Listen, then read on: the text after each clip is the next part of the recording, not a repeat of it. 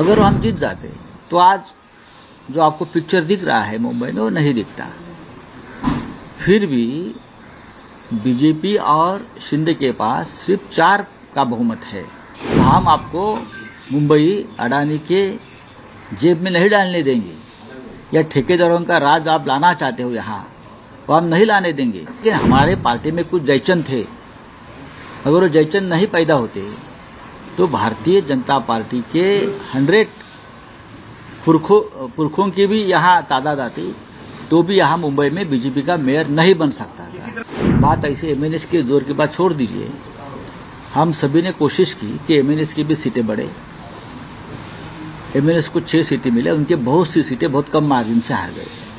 शिवसेना की लगभग 12-13 सीटें ऐसी है जो हम बहुत ही स्लाइट मार्जिन या 50-100 वोट से हार गए हैं। अगर हम जीत जाते तो आज जो आपको पिक्चर दिख रहा है मुंबई में वो नहीं दिखता। फिर भी बीजेपी और शिंदे के पास सिर्फ 4 का बहुमत है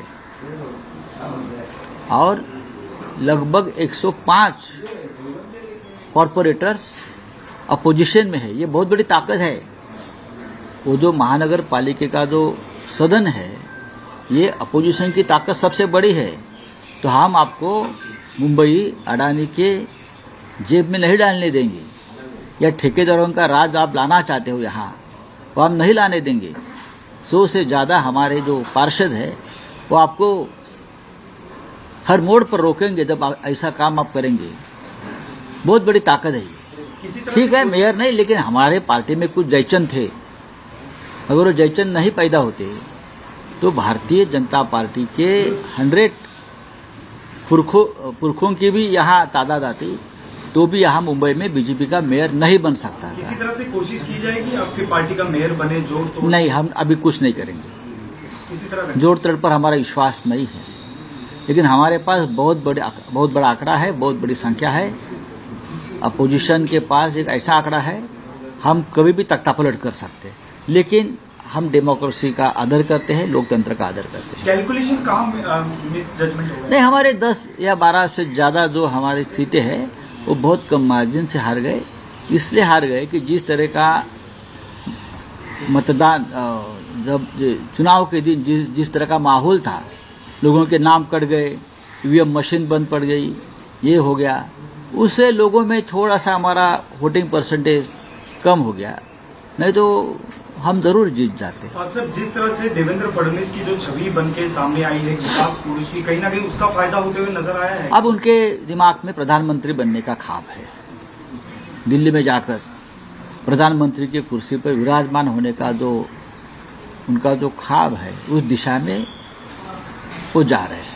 आप उनको श्रेय देंगे? क्योंकि हमने देखा था पिछली बार जब बीएमसी के चुनाव हुए थे 2017 में, और उससे पहले तो बड़े बड़े नेता सीएम वगैरह यहाँ पे आए थे, पर इस बार ये सब दिखा नहीं। ऐसे लगता है कि सिंगल नहीं, इस बार ऐसा था कि उनको लगता था कि हम मुंबई जीत नहीं पाएंगे।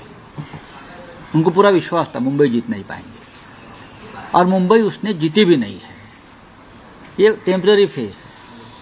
मुंबई इस तरह से आप जीत नहीं सकते। मैंने कहा ना कि हमारे पार्टी में जयचंद बनाकर आपने शिवसेना तोड़कर पहली बार मुंबई में आपका मेयर बिठाने का सपना आपने पूरा किया है। बाकी कुछ नहीं। अगर जयचंद नहीं होता तो बीजेपी कोई आसान नहीं होता। आपने जयचंद का जिक्र किया तो कहीं ना कहीं एकनाथ शिंदे का जो वर्चस्व है वो कहीं ना कहीं इस चुनाव में कम होते हुए नजर आ रहा है। नहीं, अभी ये चुनाव के बाद एकनाथ शिंदे का अधपतन शुरू होगा। अब एक सर्कल पूरा हो गया है, और वो सर्कल पूरा हो गया है महानगर पालिका चुनाव तक। लोकसभा, फिर विधानसभा, फिर नगर पंचायत, और फिर अब महानगर पालिका। अब बीजेपी को उनकी जरूरत नहीं है। और सर, एक और सवाल है, पीएमसी और पिंपरी चिंचवड के बाद जो नतीजे आए हैं, शरद पवार और अजीत पवार को काफी सेटबैक वहां दिखने में है, क्योंकि एक पूरा वन साइडेड दिखाई दिया है।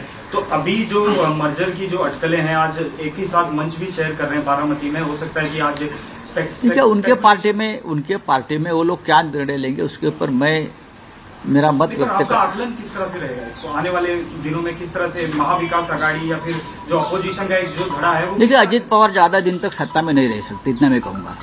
जिस तरह का माहौल पुणे और पिंपरी चिंचवड में सरकार के खिलाफ बनाया था, देवेंद्र जी के खिलाफ बनाया था, तो भारतीय जनता पार्टी के मन में अजीत पवार के लिए खटास है, एक गुस्सा है।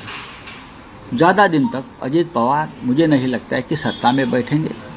वो फिर उनकी घर वापसी होगी और दोनों पार्टी एक साथ, चाहे मर्जर हो या एक साथ हो, काम करेंगे, ऐसा मुझे लगता है।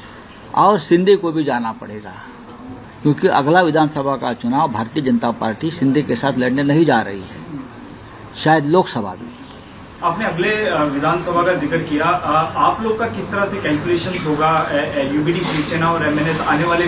अभी देखो, आज नतीजे आए हैं। एक दो दिन में राज साहब, उद्धव साहब, हम सब लोग बैठेंगे। ये फैमिली मैटर है, शायद आज भी हम उनसे मिल सकते हैं और उनसे बात करेंगे ना। हमारे बड़े नेता है तो उनसे बात करेंगे। जेपी के चुनाव साथ में लड़ेंगे, जिला परिषद के जो अभी देखेंगे, जिला परिषद के आएंगे चले जाएंगे।